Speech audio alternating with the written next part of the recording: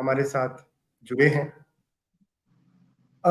ये जो किताब है जिसके ऊपर आज हम लोग चर्चा करेंगे, living together, rethinking identity and difference in modern context, ये अपने आप में एक अनोखी किताब इसलिए है क्योंकि हम लोग इथनिक नेशनलिज्म के प्रकोप को देखें। जिस तरह से सोवियत यूनियन टूटा, उसके बाद से चाइना से लेके और भारत तक इथनिक नेशनलिज्म का एक नया प्रकोप देखने को हमें मिल रहा है। मल्टीकल्चरलिज्म के सवाल, आइडेंटिटी क्राइसिस के सवाल और इसके साथ साथ आइडेंटिटी क्राइसिस की भी सवाल, कॉन्फ्लिक्ट और पॉलिटिक्स के कॉन्टेक्स्ट में हमने देखा कि जो दो महत्वपूर्ण थेसिस दुनिया के सामने आए, हंटिंगटन का क्लैश ऑफ सिविलाइजेशन और फ्यूकुयामा का liberal thesis, end of ideology. तो ये सवाल जो आइडेंटिटी का है, ग्लोबलाइजेशन के दौर में आइडेंटिटी का क्या महत्व है, तो ये चर्चा गंभीर होने वाली है। और हम लोगों ने देखा बहुत सारे हमारे पार्टिसिपेंट, दर्शक इस आइडेंटिटी के सवाल को समझना चाहते हैं।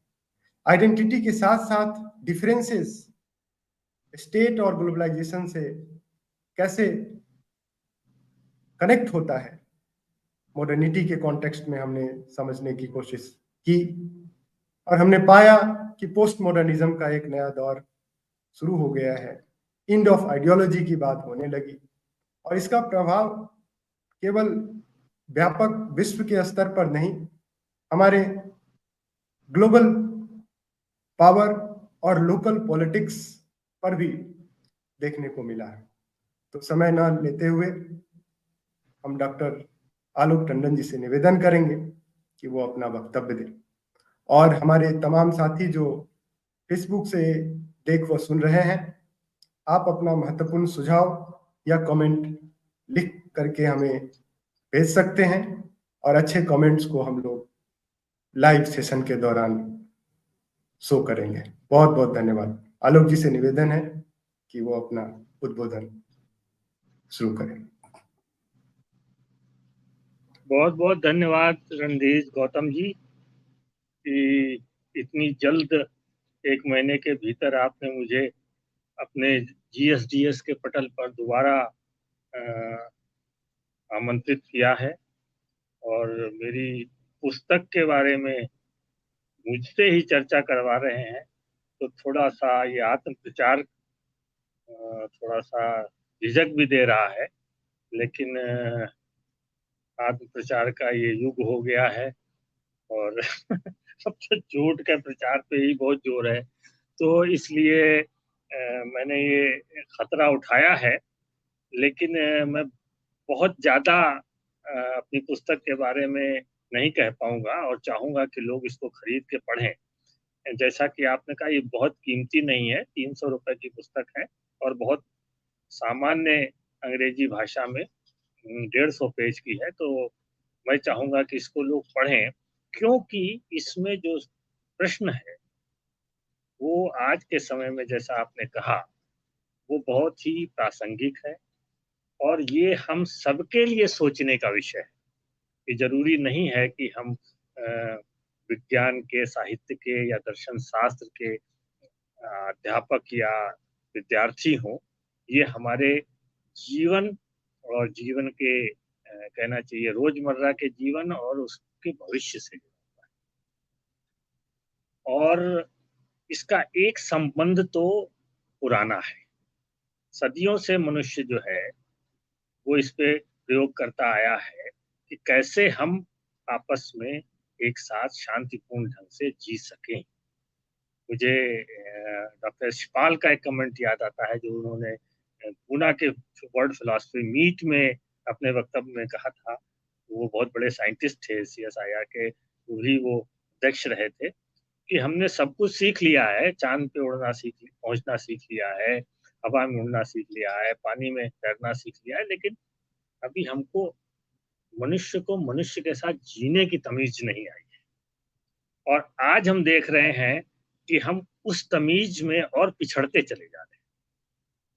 जिस समय मॉडर्निटी का उदय हुआ था, आधुनिकता आई थी, तो उसने ये प्रॉमिस दी थी कि धीरे धीरे जो हमारी पूर्व आधुनिक पहचाने हैं, धर्म, जाति, नस्ल, वर्ग आदि की, वर्ग तो नहीं, लेकिन ये सारी पहचाने जो है धीरे धीरे जो है एक मॉडर्निटी द्वारा लाई हुई जो तार्किकता है, रेशनैलिटी है, उसके द्वारा जो है समाप्त हो जाएंगी या पीछे चली जाएंगी, और एक मनुष्य की एक मानवीय पहचान उभरेगी। और वो मानवीय पहचान जो है वो एनलाइटनमेंट के वैल्यूज जो है, बंधुता, क्षमता और स्वतंत्रता के साथ चलते हुए जो है वो एक नए विश्व का निर्माण करेगी। लेकिन जैसा कि आपने स्वयं ही कहा कि ऐसा नहीं हुआ, और वो मॉडर्निटी का प्रोजेक्ट जो है वो चाहे कैपिटलिस्टिक हो चाहे सोशलिस्टिक हो, वो कुछ खटाई में पड़ गया।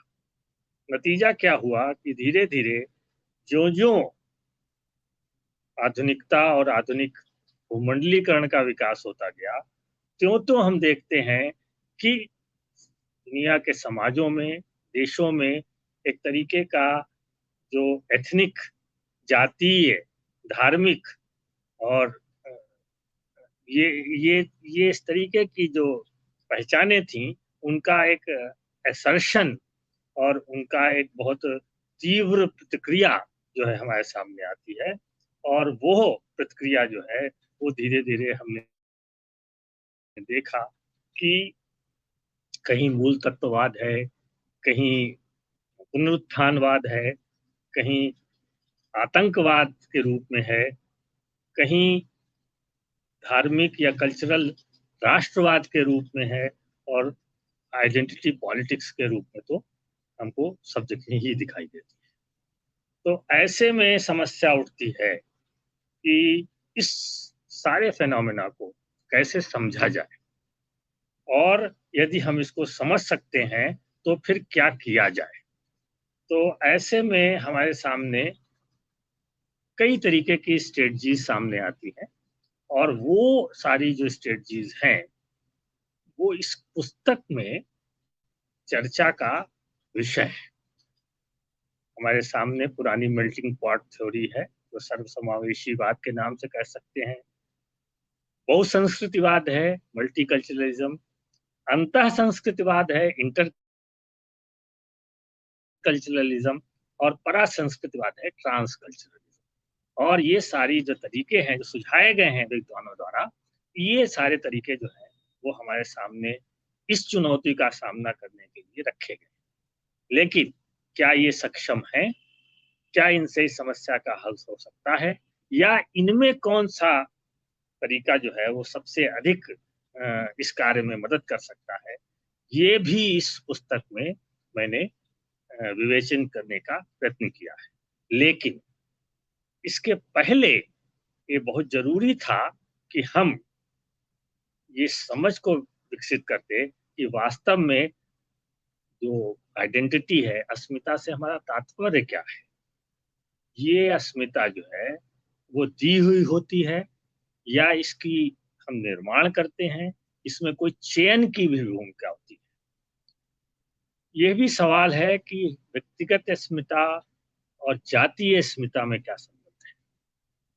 इसी से जुड़ा हुआ सवाल आता है कि आखिर ऐसा क्या है जो आज के समय में ही बहुत अस्मिता महत्वपूर्ण हो गई, और फिर अस्मिता का संकट क्या है, और संकट जो है, क्राइसिस जो है, वो किस तरीके से इस भूमंडलीकरण में सामने आती है। इसी तरीके से ये भी सवाल है कि अस्मिताओं का टकराव क्यों होता है, और इस क्राइसिस के फलस्वरूप क्यों लोग जो है पुनरुत्थानवाद या आतंकवाद या कहना चाहिए मूल तत्ववाद, आइडेंटिटी पॉलिटिक्स की ओर मुड़ जाते हैं। इसीलिए यह भी जरूरी है कि क्या अस्मिताओं का सह अस्तित्व शांतिपूर्ण सहअस्तित्व संभव है, या अस्मिता विहीन होकर ही इस समस्या का हल किया जा सकता है। तो ये ऐसे क्योंकि ये भी पहले सोचा गया था कि एक तरीके की सार्वभौमिकता, कॉस्मोपॉलिटनिज्म ही जो है इस समस्या का हल है, और कोई और संकीर्ण हल जो है काम नहीं आएगा। तो इन सारे सवालों पर जो है कई कई चैप्टर्स में मैंने विचार करने का प्रयत्न किया है, और उसको उसको आधार देने के लिए मैंने जो 2-3 महत्वपूर्ण चिंतक इस दृष्टि से हो सकते हैं, जिनमें कि चार्ल्स टेलर हैं, हॉनेथ हैं और नैन्सी फ्रेजर हैं। मैंने इन 3 को लिया है और इनके विचारों को कंपेयर करते हुए ये समझने की कोशिश की है कि आखिर पहचान का मतलब क्या है, और पहचान जो है वो किस तरीके से सामाजिक न्याय से भी जुड़ती है। और इस दृष्टि से देखने पर हमको ये समझ में आता है कि आधुनिकता में आते-आते, पूर्व आधुनिकता में तो मनुष्य की पहचान वही थी जो उसके समूह की होती थी, और अस्मिता का सवाल बहुत बड़ा सवाल नहीं था। लेकिन आधुनिकता में आने के बाद अ, जो अस्मिता है वो एक प्रोजेक्ट की तरह हो जाती है। मनुष्य के लिए अपने भविष्य का निर्माण करने के लिए एक एक एक एक क्षमता, एक एजेंसी, एक रेशनैलिटी आ जाती है। तो यहाँ पर 2 तरीके की विचार दृष्टियाँ हमने देखी आधुनिकता में। एक तो थी जो प्रमाणवादी थी, वो व्यक्ति पे और व्यक्ति के जो रेशनल एजेंट होने पर ही ज़्यादा जोर देती थी, और वो समूह पर बहुत निर्भर नहीं थी। लेकिन इस तरीके की सोच के खिलाफ जो है, वो चार्ल्स टेलर वगैरह का, कम्युनिटेरियनिज़्म का, एक समूहवादियों का सिद्धांत आया कि नहीं, मनुष्य जो है वो इस तरीके की जो बहुत थिन आइडेंटिटी है, इसके सहारे नहीं जीता है, और वो एक समाज, एक समूह, एक संस्कृति में जीवित रहता है। वो संस्कृति ही उसको बताती है कि क्या अच्छा है, क्या बुरा है, कैसे वो अपने जीवन का संचालन करे, और किस तरीके से वो अपने समूह के व्यक्तियों से और बाहरी समूह के व्यक्तियों से प्रतिक्रिया करे। तो इस तरीके से जब हम देखना शुरू करते हैं, तो ये बात बहुत स्पष्ट हो जाती है कि जो अस्मिता है, वो कोई बनी-बनाई चीज़ नहीं है।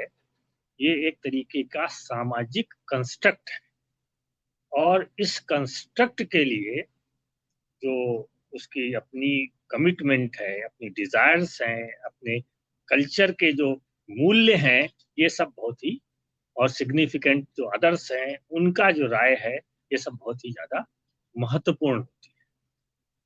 लेकिन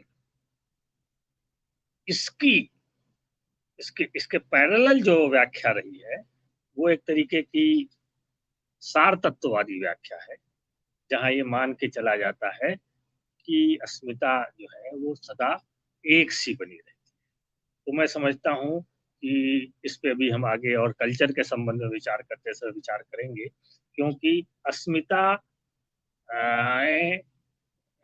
का कल्चर से क्या संबंध है, संस्कृति से क्या संबंध है, और सांस्कृतिक अस्मिता का सवाल ही क्यों आज महत्वपूर्ण हो गया है। इस पे जब हम विचार करेंगे, तो हमको ये समझ में आएगा कि अस्मिता की जो सार तत्ववादी व्याख्या है, वो सही नहीं है। हमारे लिए अस्मिता जो है एक एक सामाजिक संरचना है, सामाजिक निर्माण की प्रक्रिया में वो बनती है, और उनमें टकराव भी होता है, उसकी राजनीति भी होती है, और इसी कारण जो है ये प्रश्न जो है वो बहुत धीरे-धीरे बहुत महत्वपूर्ण होता जा रहा है।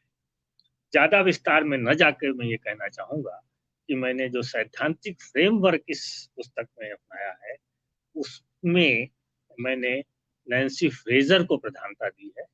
उनका जो सिद्धांत है, वो मुझे टेलर और हॉनेथ से अधिक उपयुक्त लगता है। क्या कारण है, ये उसमें आप किताब में पढ़ के जान पाएँगे।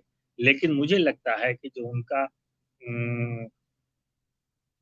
तीन स्तर का जो अवधारणा है कि मनुष्य को रिकॉग्निशन, मनुष्य के लिए रिडिस्ट्रीब्यूशन और पॉलिटिकल पार्टिसिपेशन, राजनीतिक भागीदारी, ये तीनों ही अति आवश्यक हैं और इसके बिना जो है वो सामाजिक न्याय संभव नहीं है। तो इसमें जो है रिकॉग्निशन की भी बहुत बड़ी महत्ता है और हम जानते हैं अपने यहाँ का जो दलित मूवमेंट है उस पर अगर हम निगाह डालें तो हमको समझ में आ जाता है कि ये मामला सिर्फ जो है वो रीडिस्ट्रीब्यूशन ऑफ रिसोर्सेज का नहीं है, लेकिन उसका भी है, लेकिन ये आत्मसम्मान, स्वाभिमान का भी मामला है, ह्यूमिलिएशन का भी मामला है। और जब तक पॉलिटिकल पार्टिसिपेशन नहीं होता तब तक उनकी आवाज जो है वो इतनी मजबूत नहीं हो पाती कि वो रिकॉग्निशन और रिडिस्ट्रीब्यूशन पा सकें।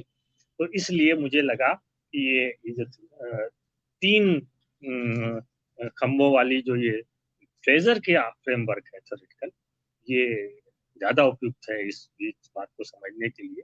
और भी हो सकते हैं और मैं समझता हूँ कि जो लोग इस पे आगे कार्य करेंगे वो हो सकता है इसके आगे कुछ और भी सैद्धांतिक अंतर्दृष्टियां डेवलप कर सके। लेकिन इसके बाद मैं इस पे विचार करना चाहूंगा कि यदि ये स्वीकार कर लिया जाए कि मनुष्य के लिए एक पहचान, एक सांस्कृतिक पहचान जो है वो बहुत ही जरूरी है, उसको बहुत उससे लाभ होता है, उससे वो बहुत सिक्योर महसूस करती है, लेकिन उसके खतरे भी, और उसके खतरे जो हैं और उसके लाभों के बारे में हमको मालूम है कि पिछले कुछ साल पहले जो है वो अमर्त्य सेन की एक पुस्तक आई थी, आइडेंटिटी एंड वायलेंस, और उस पुस्तक ने इस बात के ऊपर काफी विवेचना की गई थी कि किस तरीके से जो आइडेंटिटी का सवाल है, जो अस्मिता का सवाल है, उसकी अवहेलना नहीं की जा सकती, उसको डिसरिगार्ड नहीं किया जा सकता,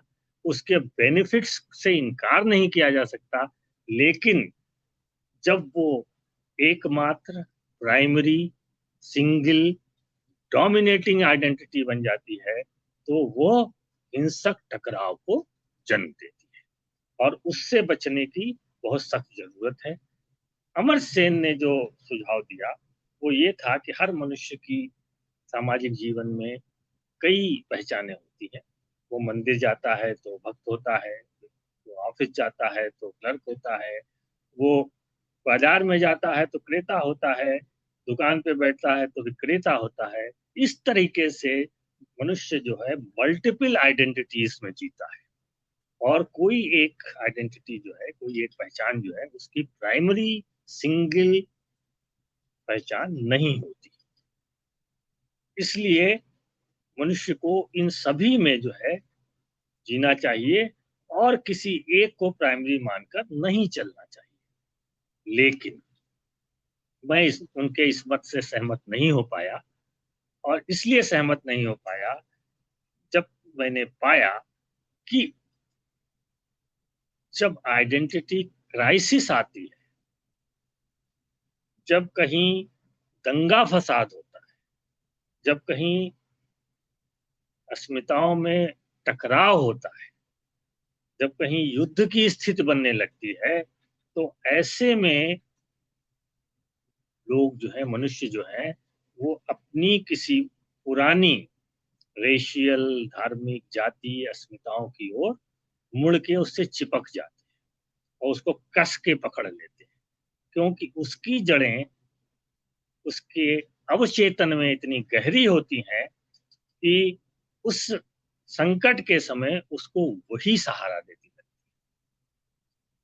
अब सवाल उठता है तब, इसलिए अमर्त्य सेन का ये सुझाव जो बहुत ही उदारवादी है, वो कि मनुष्य हर समय रेशनल ही बना रहे और वो अलग अलग ढंग से अलग अलग पहचानों को निगोशिएट करे, मुझे लगता है कि आइडेंटिटी क्राइसिस की स्थिति में सही साबित नहीं होता। अब यहाँ सवाल उठता है आइडेंटिटी क्राइसिस क्या है, अस्मिता का संकट कहाँ से आता है, इसका क्या परिणाम होता है। तो यदि हम अस्मिता और आधुनिकता के संबंध पे थोड़ा भी विचार करें और उसी के साथ साथ आज के भूमंडलीकरण पर भी विचार करें, जो कि आधुनिकता का ही एक ताजा तरीन संस्करण माना जाता है, तो हमको ये बहुत स्पष्ट, साफ रूप से स्पष्ट हो जाता है कि बहुत सारे लोग इस दौर में दोहरे विस्थापन के शिकार होते हैं। एक व्यक्ति जो गांव में पैदा हुआ, एक व्यक्ति जो छोटे शहर में पैदा हुआ, एक व्यक्ति जो बड़े शहर में पैदा हुआ, वो अपनी जगह से दूसरी जगह से तीसरी जगह और देश से विदेश जाता है। नतीजा क्या होता है कि वो उस अपने समूह से, प्राइमरी समूह से कट जाता है, जिसके बीच में वो एक सुरक्षित जीवन जी रहा था।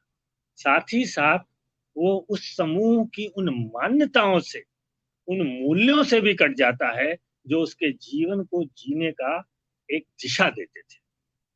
ये दोहरा विस्थापन जो है वो मनुष्य के अंदर एक अजीब सी एंजाइटी, एक अजीब सी क्राइसिस पैदा करता है। और उससे बचने के लिए, और जब ये क्राइसिस तेज होती है, तो वो अपने जातीय या पुराने धार्मिक इन सारी पहचानों से चिपक जाता है। आप देखेंगे शहरों में जाके लोग तरह तरह के समाज भी बनाने लगते हैं, बंगाली समाज, पंजाबी समाज या ब्राह्मण सभा या इस तरीके के तमाम चीजें जो हैं या विदेशों में भी दिखाई देती हैं। तो ये एक जो है सेंस ऑफ जो बिलोंगिंगनेस है, जिसके जरिए कि वो अपने सेल्फ को, अपने टूटते हुए स्व को बचा सके, इसकी मतलब व्यक्तिगत स्तर पर तो अच्छी व्याख्या एरिक्सन ने भी की है, क्योंकि आइडेंटिटी शब्द उन्हीं का दिया हुआ है और आइडेंटिटी क्राइसिस भी शायद उन्हीं का है। लेकिन सामाजिक जीवन में इसका दुष्परिणाम क्या होता है कि व्यक्ति का अपना स्व तो बच जाता है, लेकिन वो जो है वो पुनरुत्थानवाद या जिसको हम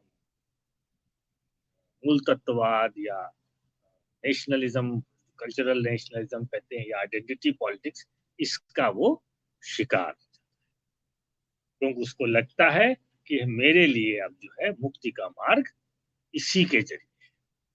और इसका नतीजा आप देख रहे हैं कि सारे जो हमारे प्रजातंत्र हैं और जो इसके अलावा जो देश हैं, उनमें ये उभार जो है बहुत बड़े पैमाने पे सामने आ रहा है। और यह जो है वो एक तरीके की, जिसको कहना चाहिए, अस्मितावादी राजनीति को भी जन्म देता है। और अस्मितावादी राजनीति से भी कुछ फायदे होते हैं और कुछ नुकसान होते हैं।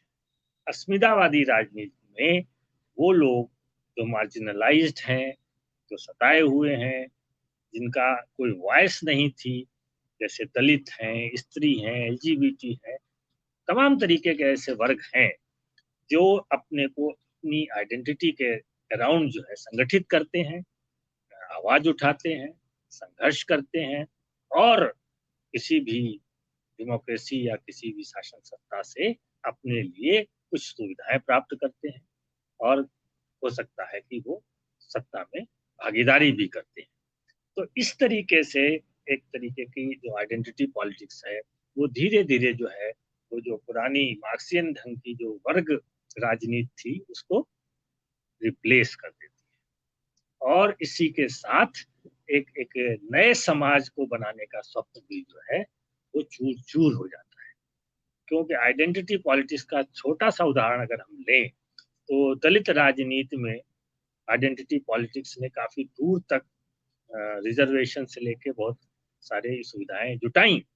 लेकिन क्या अंबेडकर का एनिहिलेशन ऑफ द कास्ट का सपना जो है पूरा हुआ, या उस तरफ हम एक कदम भी चल सके? तो इस तरीके से जो अस्मितावादी राजनीति है वो अस्मिताओं को और रूढ़, सख्त बना देती है और फिर वो अस्मिताएं आपस में टकराती भी है। तो हम देखते हैं, अपने यहाँ से भी उदाहरण ले सकते हैं, ओबीसी, दलित, अपर कास्ट, ये सारे संघर्ष जो है, इनके आपसी संघर्ष जो है वो बने रहते हैं। और ये संघर्ष जो है वो किसी भी सत्ता के लिए, राजनीतिक सत्ता के लिए जो है सिरदर्द भी हो सकते हैं, लेकिन अच्छे ढंग से अगर वो मैनिपुलेट कर ले तो सत्ता को बनाए रखने में मददगार भी होते हैं। और इसलिए इन सत्ताओं का उद्देश्य जो है वो इन पहचानों को नष्ट करना नहीं है। वो यदि इनको रोकती है जैसे, तो वो उसको फिर एक नेशनल आइडेंटिटी से जोड़ने की कोशिश करती है। कहीं न कहीं सत्ता को बनाए रखने में इन आइडेंटिटीज का जो है महत्व काफ़ी बढ़ जाता है। लेकिन इससे जो है, जो हमारी मूल समस्या है, जिसको हम कहते हैं लिविंग टुगेदर पीसफुली, उसका तो समाधान नहीं होता है। तो इसलिए जब मैं उस पे विचार करता हूँ, तब मेरे सामने ये जो आइडेंटिटी पॉलिटिक्स के बियॉन्ड जाकर कल्चरल नेशनलिज्म से लेके और सारे पुनरुत्थानवाद से बियॉन्ड जाकर जब स्ट्रेटजीज की चर्चा करता हूँ, तो वो स्ट्रेटजीज क्या है? तो उसमें पहली जो स्ट्रेटजी है, वो है सर्व समावेशीवाद, जिसको एसिमिलेशनलिज्म कहते हैं, जो पुरानी मेल्टिंग पॉट थ्योरी का ही एक दूसरा नाम है, जिसको कि मुख्य रूप से अमेरिका में ट्राई किया गया और ये माना गया कि धीरे-धीरे जो विभिन्न देशों से, संस्कृतियों से लोग वहाँ इकट्ठे हो रहे हैं, वो एक दिन जो है वो इस भट्ठी में जो है अमेरिका में एक तरीके से मेल्टिंग पॉट की तरीके से जो है वो अ, मिल जाएँगे और उनका एक स्वरूप जो है वो उभर के आएगा और ये सारी अस्मिताएँ नष्ट हो जाएँगी। लेकिन असलियत में ऐसा नहीं हुआ, होता भी नहीं है। उसने एक तरीके का बहुसंख्यक नस्लवाद को जन्म दिया, गोरे-काले का भेद बना रहा और बड़ी ही सफाई से जिसको कहते हैं एक चयनात्मक ढंग से एक समसमावेशीवाद जो है, वो आज भी अमेरिका में चलता आ रहा है। तो इसलिए इस हल को जो है अब ज़्यादा महत्व नहीं दिया जाता।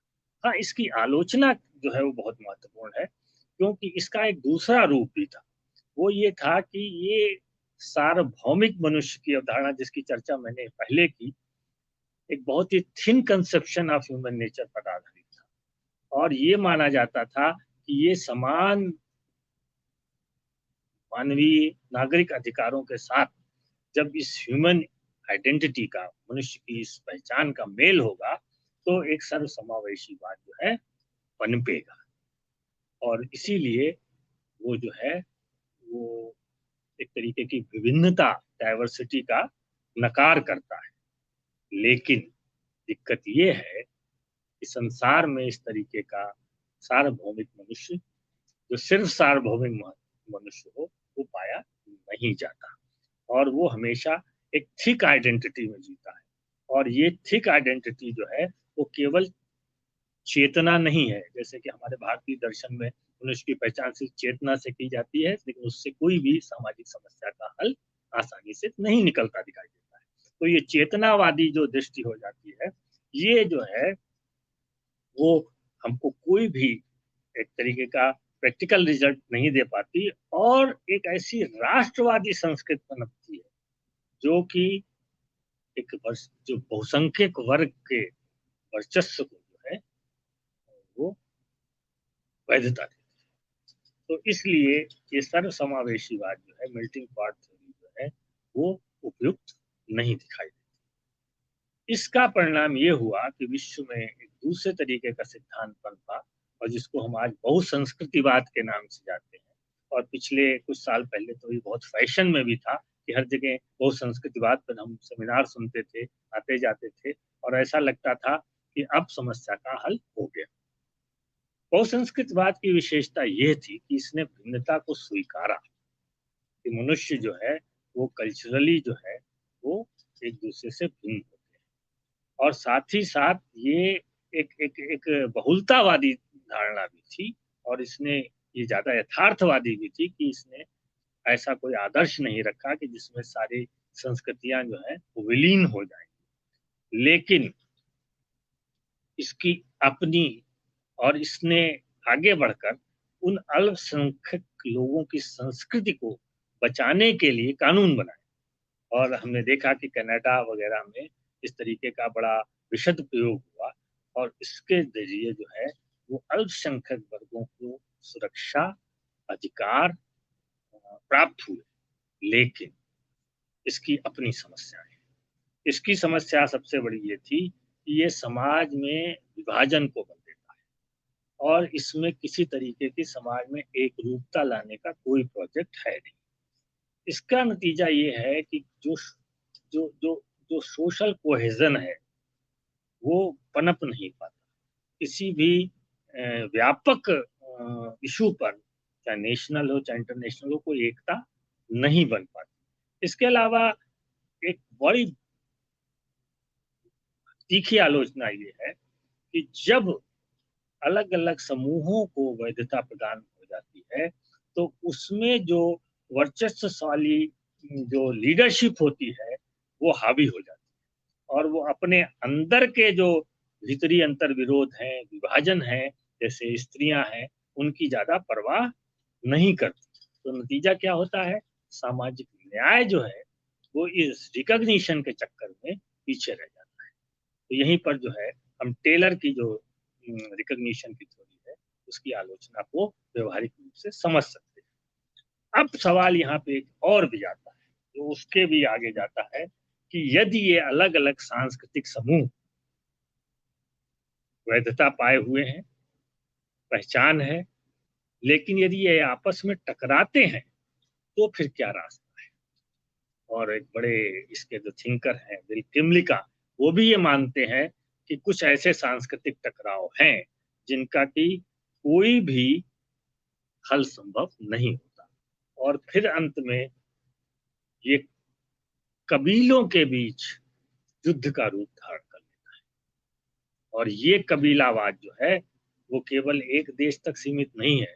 मुझे तो डर है इस तरीके का कबीलावाद जो है वो हमारे देश में भी जो है वो धीरे धीरे चढ़ जमा, जबकि हमको जानना चाहिए कि बहुसंस्कृतिवाद और बहुसांस्कृतिकता दोनों में अंतर है। एक समाज जो है बहुसांस्कृतिक हो सकता है, ये मामला फैक्ट का है, ये तथ्यात्मक है कि हमारे यहाँ विभिन्न तरीके के सांस्कृतिक समूह हैं, धार्मिक समूह हैं, लेकिन बहुसंस्कृतिवाद जो है वो एक सिद्धांत है, एक विचार है जो इस सारी विभिन्नता को का हल ढूंढने का, उसको समायोजित करने का काम करता है। तो इसलिए ये जरूरी नहीं है कि एक बहुसांस्कृतिक समाज जो है वो बहुसंस्कृतिवाद को ही अपनाए। यदि वो एक आशुवादी, एक रूपवादी, सर्वसमावेशीवाद को नहीं अपना सकता तो बहुसंस्कृतिवाद भी जो है वो काफी दूर तक उसकी समस्या का हल नहीं हो सकता। इसके पश्चात हम आते हैं जिसको हम लोग कहते हैं अंतः संस्कृतिवाद। अंतः संस्कृतिवाद जो है वो जिसको कहिए मल्टीकल्चरलिज्म के जो कमियां थी, जो आलोचनाएं थी, उनको दूर करने के प्रयास के रूप में सामने आया है। और इसमें भिन्नता का, सांस्कृतिक भिन्नता की स्वीकार्यता तो है, लेकिन उसकी एक सीमा है और उस सीमा के बाद वो ऐसे कानून बनाने का, ऐसे नियम बनाने की बात करता है जो कि सबके ऊपर लागू हो।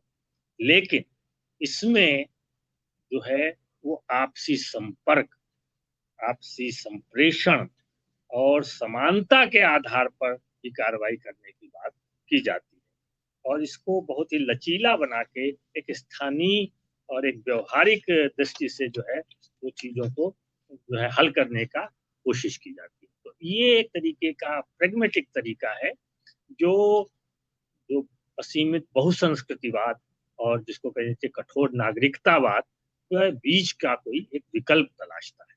और इस तरीके से वो एक तरीके का strong sense of social cohesion जो है वो पैदा करने की कोशिश करता है, जो कि एक सिटीजनशिप के आधार पर, नेशनल सिटीजनशिप के आधार पर बन सकती है।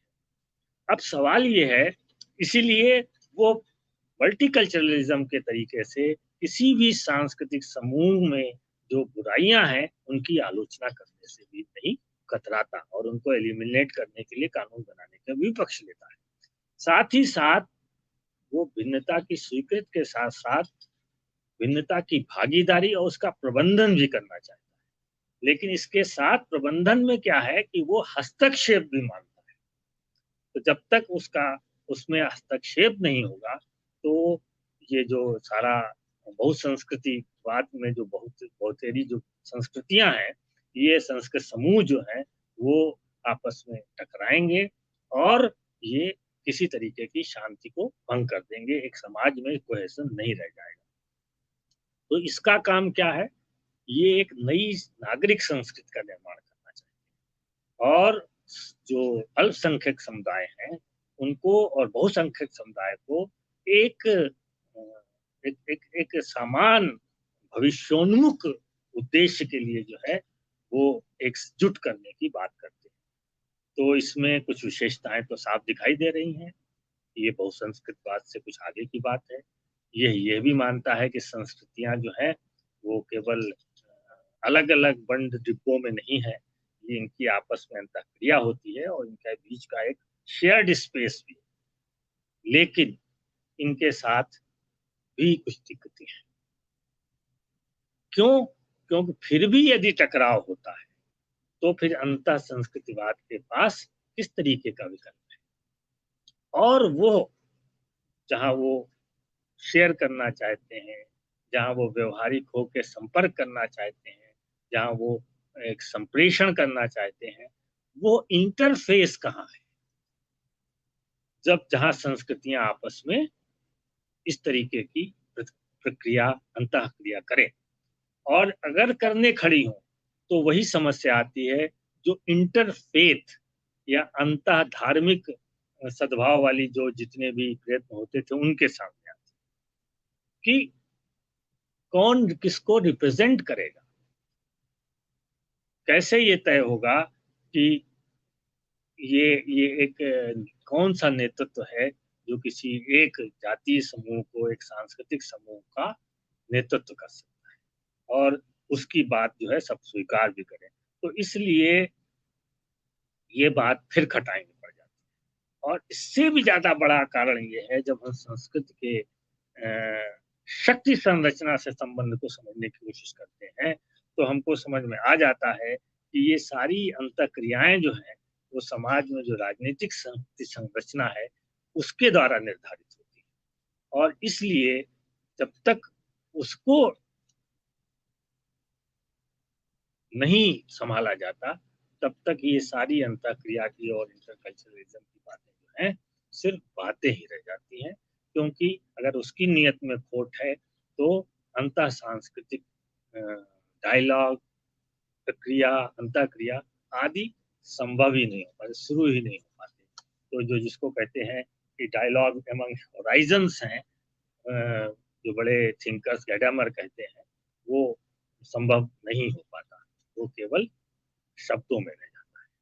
तो इस तरह हमने देखा कि जो ये 3 विचारधाराएं थीं, वो इस समस्या का हल करने में सक्षम नहीं है और इनके सक्षम न होने के पीछे एक बहुत बड़ा कारण ये है कि इनकी संस्कृति की, कल्चर की जो समझ है वो अपने आप में गलत है। कल्चर की 2 तरीके की समझ होती है। एक पुरानी समझ ये रही है कि वो नैरो डेफिनेशन थी, जिसमें कि सौंदर्य बोध, कला आदि बौद्धिक चीजें आती थी। फिर आई एक मानव शास्त्रीय समझ जिसने कहा कि संस्कृत जो है वो संपूर्ण जीवन की शैली है, जीने का ढंग है और उसमें सौंदर्य बोध, बौद्धिकता भी आती है और उसके अलावा भी जीवन के जो पहलू हैं जिनको कि आप मुंडेन पहलू कह सकते हैं, भौतिकता के पहलू कह सकते हैं, सभ्यता के रूप कहलाते हैं, वो भी सब उसी के हिस्से हैं। तो जब हम संस्कृत को एक समन्वित रूप में देखते हैं तो 2 तरीके की व्याख्याएं हमारे सामने आती हैं। एक है जो सार तत्ववादी है और दूसरी है ऐतिहासिक। सार तत्ववादी व्याख्या जो है वो ये मान के चलती है कि संस्कृति जो है वो सनातन है, आदि है, अनंत है, हमेशा एक सी बनी रहती है और इसका जो रूपक है वो जैसे कहीं किसी पुराने तहखाने में किसी बॉक्स में, एक सोने की बॉक्स में मणि की तरह रखी हुई है, हमको सिर्फ उसको खोजना मात्र है। ये एक दृष्टि जो है वो सार तत्ववादी दृष्टि संस्कृत को लेकर रही है। और ये एक बंद बक्से के समान है। और इससे ये पूर्व के तीनों जो विचारधाराएं हैं, ये मोर और लेस इसी को स्वीकार करते हैं। इससे क्या है, इसमें वो तने की तरह है जो कि जड़ों में जाने की बात करती है। इसके विपरीत जो दूसरी व्याख्या है, जो आज की मानव शास्त्रीय व्याख्या है और जो ज्यादा स्वीकृत है, वो संस्कृति को ऐतिहासिक निर्माण की प्रक्रिया मानती है। और ऐतिहासिक रूप से जब संस्कृति निर्मित होती है तो उसमें प्रारंभ से ही बाहरी संस्कृतियों के साथ अंतःक्रिया होती है, लेन देन होता है, कुछ चीजें आती हैं, कुछ चीजें जाती हैं, और इस तरीके से एक ये प्रवाह जो है वो चलता रहता है। और ये प्रवाह एक नदी का रूपक से समझा जा सकता है।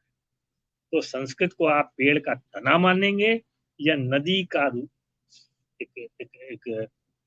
तरह स्वीकार करेंगे, इससे बहुत कुछ तय होता है कि हम अपने व्यवहार में, अपने सांस्कृतिक समूह के प्रति आंतरिक और बाह्य व्यवहार में, और दूसरे सांस्कृतिक समूहों के प्रति व्यवहार को कैसे अपनाएंगे।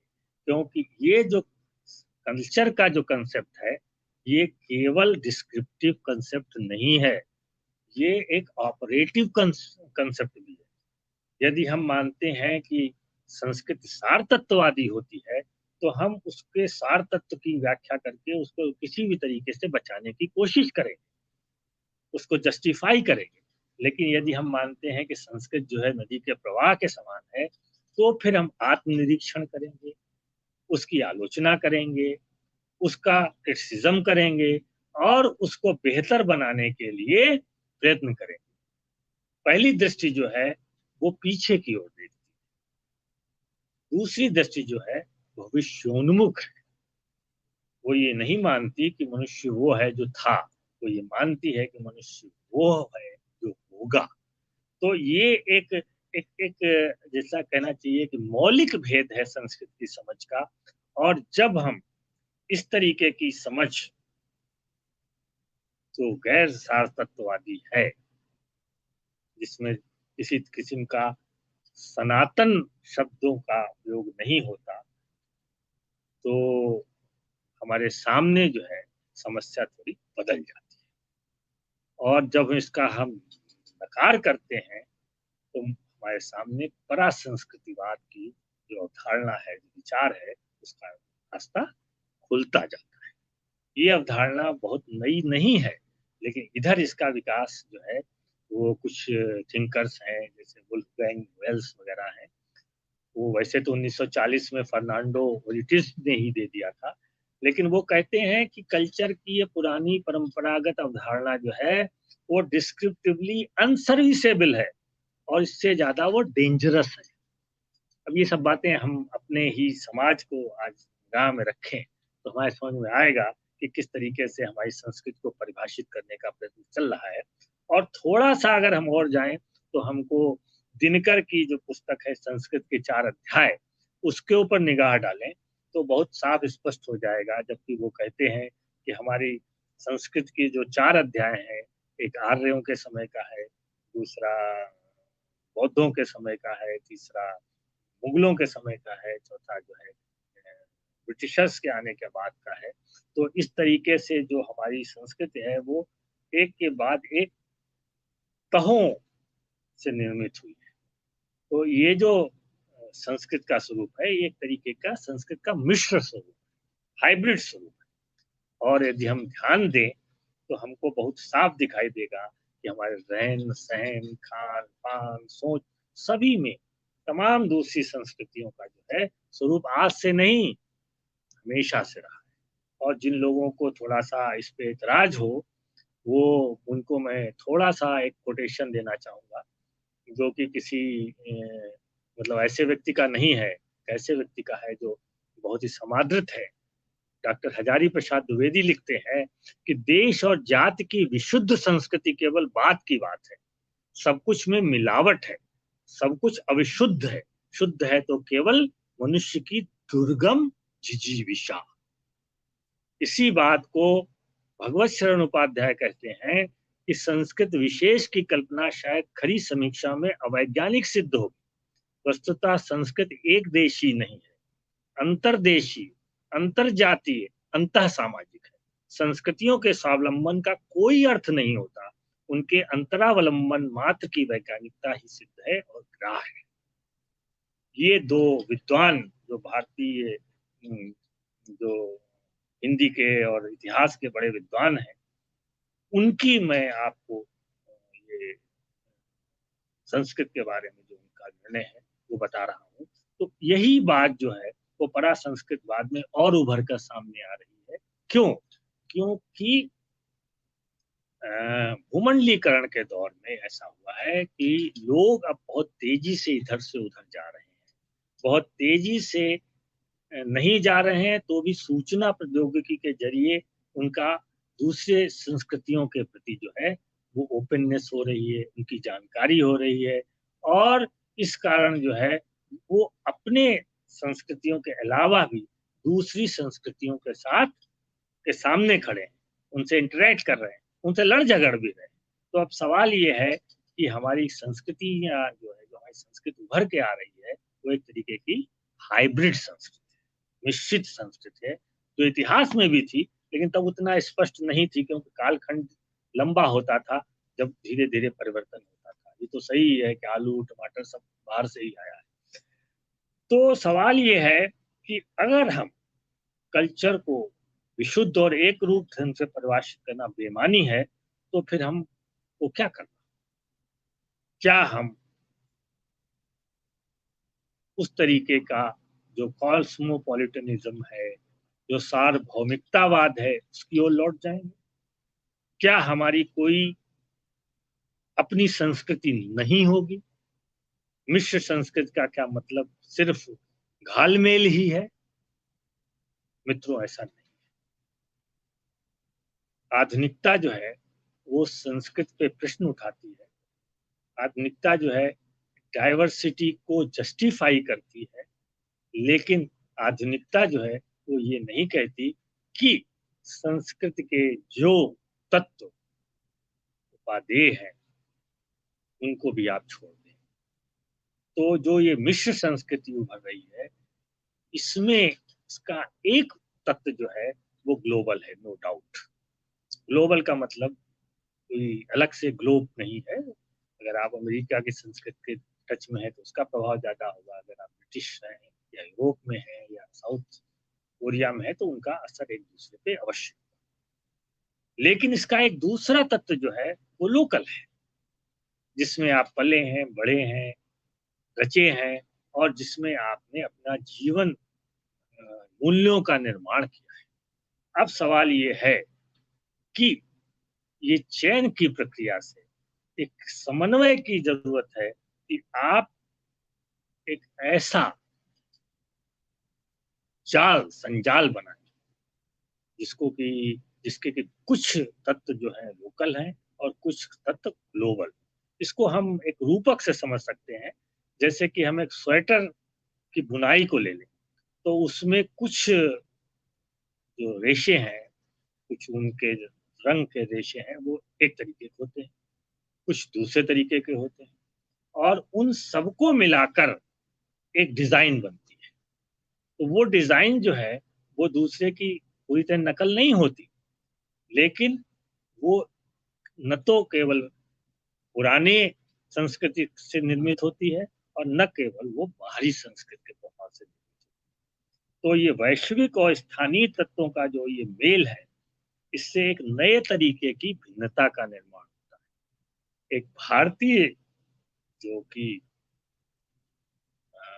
अमेरिका में रहता है और एक तो चाइनीज जो अमेरिका में रहता है, उसमें अंतर होगा। और फिर वो अपने देश में जो ये प्रभाव आ रहा है, इससे भी जो हमारी संस्कृति का निर्माण हो रहा है, वो संस्कृति एक दूसरे जगह से भिन्न ही हो। ऐसा नहीं है कि वो एक रूप हो। इसलिए ये डर दिखाना कि वो एक तरीके का फेसलेस, एक तरीके का फ्लैट वर्ल्ड बन जाएगा ग्लोबलाइजेशन से, और हमारी संस्कृति को बहुत बड़ा खतरा है, ये एक बहुत बड़ा मिथ है। और इस मिथ से हम जितनी जल्दी मुक्त हो जाएं उतना ही अच्छा है। ये हो सकता है कि हम अभी परासंस्कृतिवाद की जरूरत को ठीक से समझ न पाए हों, लेकिन मैं समझता हूँ कि भविष्य इसी का है और हमको इसी की ओर आगे बढ़ना होगा। ये हो सकता है कि बहुत सारे लोगों को मेरी ये बात नहीं जचे और उनके अंदर से ये रिएक्शन आए कि वाह, इसमें तो आत्मगौरव की कोई बात ही नहीं है। मैं चाहूंगा कि वो कुछ देर ठहर कर सोचें और ये सोचें कि ये आत्मगौरव की जो झूठी, जो जिसको कह सकते हैं पति मानता हो और वहां एक समस्या आ जाती है, महिला की आइडेंटिटी और मजदूर की आइडेंटिटी, तो और वो किस तरीके से वो अपने घर में भी महिला को शोषित कर सकता है, ये एक समस्या है इसमें। मैं एक बात वो इंगित करना चाह रहा था। दूसरी बात ये है, आइडेंटिटीज के बारे में एक आग्रह जो हमको लगता है कि हो सकता है समय की कमी के कारण से टंडन साहब नहीं कह पाए हों, एक आग्रह मुझे लग रहा है कि एक डिफिनेशनल होमोजेनिटी दिख रही है इनके इसमें। Identity, all identities are not same. उसमें भी कौन किस तरीके से बन रहा है, जैसे मैंने कहा कि उन्होंने तो बांटा दो तरह से, एक फंडामेंटलिस्ट और एक समन्वयवादी जो कह रहे थे, सार्वत्ववादी और समन्वयवादी, ये उन्होंने जो बांटा। लेकिन इसके अतिरिक्त मतलब जो पास्ट में हो या अभी भी वर्तमान में भी जिस तरीके से लोग पास्ट और प्रेजेंट के बीच में एंजाइटी के कारण से सटल करते रहते हैं, उनके अवचेतन में बहुत सारी बातें होती हैं, वो एक प्रकार का विशेष जड़ता देती है। तो और इसमें अलग अलग तरह की आइडेंटिटीज आ सकती है, कुछ आइडेंटिटीज प्रोग्रेसिव भी हो सकती है, कुछ नहीं हो सकती। तो मैं एक दूसरा पॉइंट ये कह रहा हूँ कि डिफिनिशनल होमोजेनिटी नहीं होनी चाहिए और ये सामने नहीं आना चाहिए। तीसरी बात जो उन्होंने कंपोजिट कल्चर की बात कही और या मिश्र संस्कृति की बात कही और मॉडर्निटी के सेलेक्ट करने की, सेलेक्टिविटी की कैपेसिटी की बात कही। यहाँ एक तरह का यूटिलिटेरियन आग्रह है कि मॉडर्निटी हमेशा जो सही है, उपादेय है, उसको सिलेक्ट करता है, बाकी को रिजेक्ट करता है। एक बात जो उन्होंने पहले शुरू की थी, अचानक हमको लगता है इस बिंदु पर आकर के वो उस पर ध्यान नहीं दे पाए हैं, वो ये है कि मिश्र संस्कृति के निर्माण में भी शक्ति की संरचना होती है। कौन सा डोमिनेट करेगा, कौन सा क्यों डोमिनेट करेगा, इसके पीछे एक whole social structure lies over there. मैं उस पॉइंट को ये करना चाह रहा था। अचानक मिश्र संस्कृति आते आते, हालांकि उन्होंने पहले इस बात के लिए पॉइंट किया था, लेकिन जैसे ही पॉइंट आउट किया था पहले, लेकिन जैसे ही मिश्र संस्कृति की बात आ रही है, अचानक लगता है कि वो मुद्दा उनको विसर गए, भूल गए और मिश्र संस्कृति को एक तरह से ओके करते हुए आगे बढ़ रहे हैं। लेकिन मिश्र संस्कृति में भी, जैसे मैं इंडियन और अमेरिकन में मिश्र में अमेरिका का डोमिनेंस है, इंटरेक्शन बदलता है, इसमें कोई डाउट नहीं है कि हमेशा ये कांस्टेंट प्रोसेस है चेंज का। इन कांस्टेंट प्रोसेस का स्ट्रगल दिखे या ना दिखे, ऊपर से भीतर से डोमिनेंस दिखे या ना दिखे, ये होता है। ये 3 पॉइंट मैं अभी रेज कर रहा हूँ। बाकी टंडन साहब से मेरी अक्सर बात होती रहती है, हम लोग और भी बात करते रहेंगे। ओके, टंडन साहब। एक सवाल फेसबुक पर एक हमारे साथी ने पूछा है कि ये जो दुनिया रैशनलाइजेशन की ओर अग्रसर थी, आखिर क्या वजह है जिससे रैशनलाइजेशन की प्रोसेस में कमी आई है या मॉडर्नाइजेशन के प्रोसेस में कुछ कमी आई है? तो इथनिक नेशनलिज्म पे सवाल कर रहे हैं एक साथी, उसके क्या वजह है इसके, उसको वो पूछ रहे हैं। जी आलोक जी। बहुत बहुत धन्यवाद। राकेश जी ने एक अच्छा पॉइंट उठाया था कि जब साउथ में हम होते हैं तो बहुत कुछ संस्कृत मिश्रित भाषा भी स्वीकार्य हो जाती है, और जब हम नॉर्थ में आते हैं या हम कश्मीर में जाएंगे तो निश्चित रूप से उर्दू से मिली हुई जो भाषा है वो स्वीकार्य हो। तो ये भारत देश की विविधता है और इसमें एक ऐसी भाषा का विकास हम कर पाए जो सबको स्वीकार्य हो, वो एक एक तार्किक रूप से, एक एब्स्ट्रैक्ट रूप में हिंदुस्तानी तो हम कह देते हैं, लेकिन उसमें हम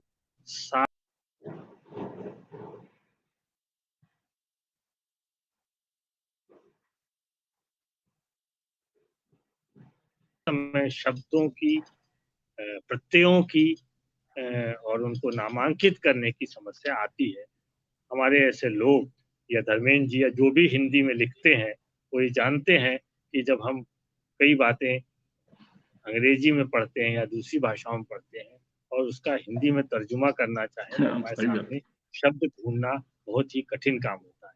जो पारिभाषिक शब्दावलियों में दिए हुए शब्द होते हैं वो तो कई बार और भी अग्राह होते हैं, जो स्वीकार नहीं किए जाएंगे। तो हमको ये भाषा तो एक एक कहना चाहिए ना कि वो रूढ़ चीज नहीं है, वो बहती धारा वो भी है। तो उसको तो बार बार उसमें शब्दों को जो है रगड़ कर घिस कर ही हम जो है वो एक भाषा बना पाएंगे। और भविष्य में उम्मीद करते हैं कि सभी भाषाएं भारत की, चाहे बंगला हो, चाहे तमिल हो, चाहे हिंदी हो, ये सब अपने यहाँ समाज विज्ञान के लिए और अच्छा हो तो वैसे विज्ञान के लिए भी एक भाषा का विकास कर सके। तो ये समस्या तो है।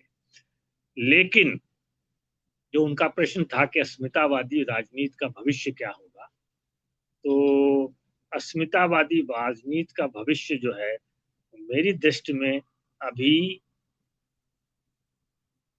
सिर्फ और सिर्फ कॉन्फ्लिक्ट ही दिखाई दे रहा है। क्योंकि ये तो हो रहा है और ये कोशिश भी हो रही है कि हम छोटी अस्मिताओं से बड़ी अस्मिता की तरफ चले जाएं, जाति से धर्म पर आ जाएं, देश में उपयोग हो रहा है, धर्म से राष्ट्र में आ जाएं। लेकिन ये सारे जो परिवर्तन है, ये जैसा कि धर्मेंद्र जी ने कहा, ये एक तरीके के एक्सक्लूसिव आइडेंटिटी ही बनाते हैं और ये किसी न किसी के विरुद्ध खड़े होते हैं। भारत की नेशनल आइडेंटिटी जो है अगर पाकिस्तान ना हो तो क्या होगी? तो कहीं न कहीं एक दुश्मन को भी ईजाद करते हैं। इसीलिए नेशनल आइडेंटिटी के खिलाफ भी बहुत सारी बातें दुनिया में कही जाती रही हैं और हमने देखा है कि जर्मनी वगैरह में क्या हुआ है। तो मैं समझता हूँ कि हमको आइडेंटिटी के बेनिफिट के साथ में खतरों को बराबर देखना पड़ेगा और ये प्रक्रिया तभी खत्म होगी जैसा कि मैंने कहा कि लोग अपने अंदर दूसरा और दूसरे के अंदर अपने को देख सकें। मतलब कि हमारी आइडेंटिटी जो है कोई शुद्ध नहीं है। हमारी आइडेंटिटी में बहुत कुछ आप ही है और आपकी पहचान में बहुत कुछ हम ही हैं। और फिर ये एक तरीके का जिसको कहना चाहिए कि ये जो दूरी है इसको पाटने का काम कुछ हद तक अवश्य किया जा सकता है। जैसे कि मैं उदाहरण दूं कि पैट्रियोटिज्म की आइडेंटिटी तो ठीक है, लेकिन नेशनल आइडेंटिटी जो है वो ज्यादा खतरनाक है। तो मैं समझता हूँ कि आइडेंटिटी के बगैर भी मॉडर्निटी में काम नहीं चलता और उसकी जरूरत भी है, उसकी बेनिफिट्स भी हैं।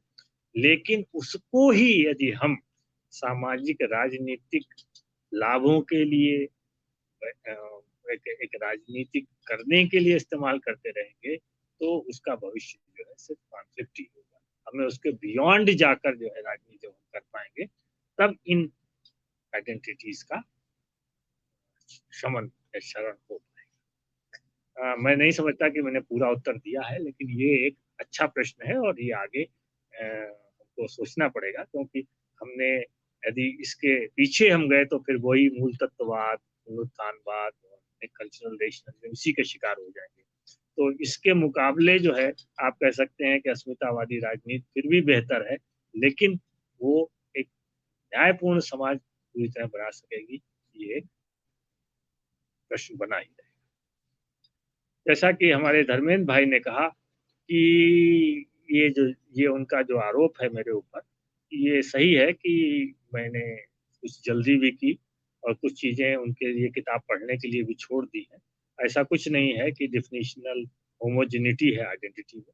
आइडेंटिटी के बहुत से प्रकार हैं। सोशल आइडेंटिटी के भी 3 प्रकार जो हैं वो देखे गए हैं। मैनुअल कैसेस को अगर आप पढ़ेंगे तो वहाँ लेजिटिमाइजिंग आइडेंटिटी, दूसरी आइडेंटिटी जो है रेजिस्टेंस की आइडेंटिटी, और तीसरी आइडेंटिटी जो है प्रोजेक्ट की आइडेंटिटी।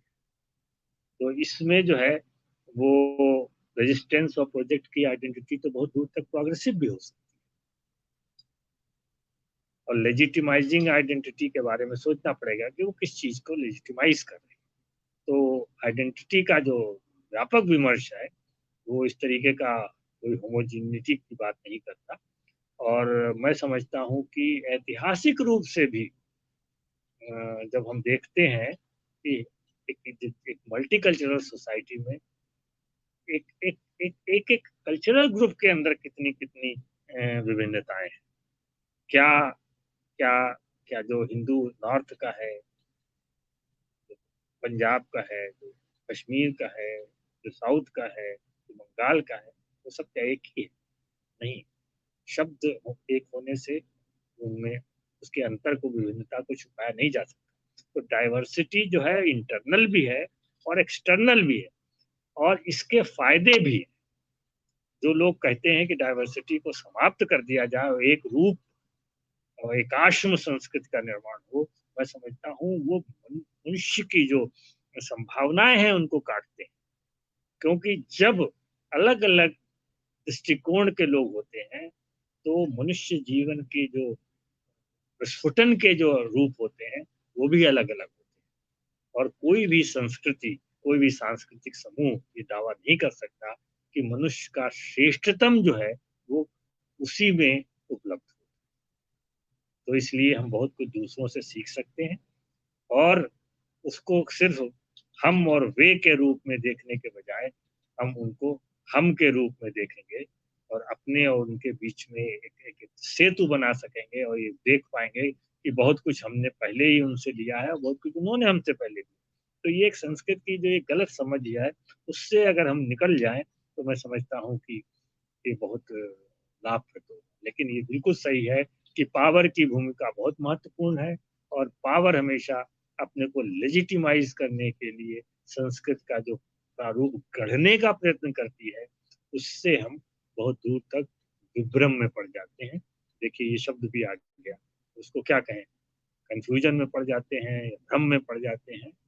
तो उससे निजात पाने के लिए तो मैंने कहा नहीं कि संस्कृत और शक्ति संरचना के बीच का जो संबंध है उसको बहुत ज्यादा गहराई से समझने की जरूरत है, और बहुत समय तक हमने इस संबंध की अवहेलना की है। लेकिन मैं समझता हूँ कि अब वो समय आ गया है कि हम इसको और गहराई से समझें, और मैं समझता हूँ कि मेरी पुस्तक में ये आपको वहां पे ले जाके छोड़ती है कि जिसके आगे आप स्वयं इन सब बातों पर विचार करके कुछ हल खोज सकें। ये कोई अंतिम सत्य देने का दावा मेरा नहीं है। धन्यवाद।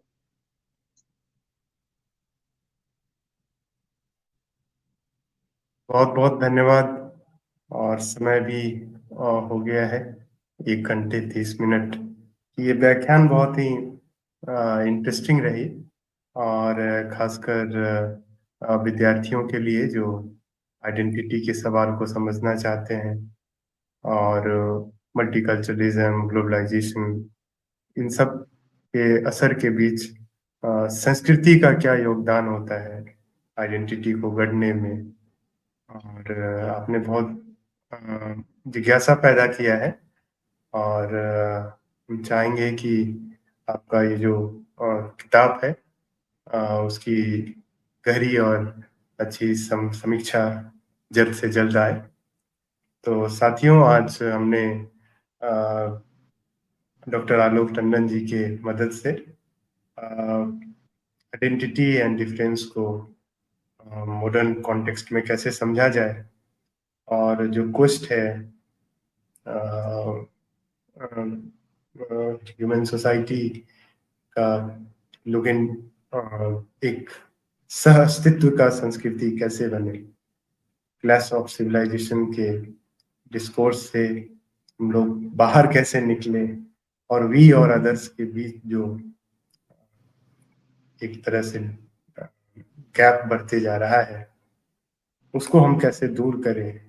और इसमें हमको गांधी याद आती है, ज्ञान गांधी की याद आती है, जो एनहाइलेशन ऑफ अदरनेस की बात करते हैं। और बहुत अच्छा आलोक जी ने कहा, जब हम दूसरे में अपने को और अपनों में दूसरे को देखेंगे तो India in unity and unity in India, अनेकता में एकता और एकता में अनेकता दिखाई देगी। और वही एक दर्शन है जिसमें हम एक अच्छी भविष्य की कल्पना कर सकते हैं। आज जिस दौर में हम लोग हैं, उस दौर में आइडेंटिटी का सवाल बहुत गहरा है। एक तरफ जातिवाद का प्रकोप है और एक तरफ छद्म राष्ट्रवाद का डर। तो इन दोनों डरों से हम कैसे अपने आप को बचाएं, इसके लिए जो समझ विकसित करने की बात है, और उसमें ये जो किताब है living together rethinking identity and differences in modern context, बहुत मदद करेगी हम लोगों को। तो आप सबों का GSDS फोरम में जुड़ने के लिए बहुत बहुत धन्यवाद। अगले फ्राइडे हम लोग हिंदी के सप्ताह के को ध्यान में रखते हुए हिंदी के ऊपर अपनी चर्चा को केंद्रित रखेंगे। उसमें पहली चर्चा होगी कि हिंदी का भारतीय राष्ट्रीय आंदोलन में क्या योगदान रहा। और हिंदी को हम सिर्फ संस्कृताइज्ड हिंदी नहीं मानते, हिंदुस्तानी हिंदी मानते हैं। वो हिंदू जिसके प्रचार प्रसार के लिए महात्मा गांधी जी ने अपने पुत्र को साउथ इंडिया भेजा, और एक जो नया तरह का भाषा हम सबको मिला, जिससे आज़ादी की लड़ाई में हम लोग को जीत पाए। और दूसरा जो आयाम है कि भाषा की राजनीति, भाषा का समाजशास्त्र और हिंदी आंदोलन के पीछे का समाजशास्त्र और राजनीति शास्त्र क्या है। तो ये जो महीना है सितंबर का, इस पे हम लोग आने वाले सप्ताह में इन्हीं दो विषयों पर चर्चा करेंगे। ITM यूनिवर्सिटी ग्वालियर आपको बताते हुए बहुत खुशी हो रही है कि 28 सितंबर से लेके 3 अक्टूबर तक महात्मा गांधी और भगत सिंह के बर्थडे का एक सेलिब्रेशन है। और महात्मा गांधी और भगत सिंह के क्रांतिकारिता के आयाम क्या है, बहुत अच्छी अच्छी चर्चाएं होंगी। रील्स कंपटीशन है, डिबेट कंपटीशन है, शिल्प मेला भी लग रहा है। तो ITM यूनिवर्सिटी ग्वालियर में है और आप सबों से आग्रह करता है कि आप लोग जरूर महात्मा गांधी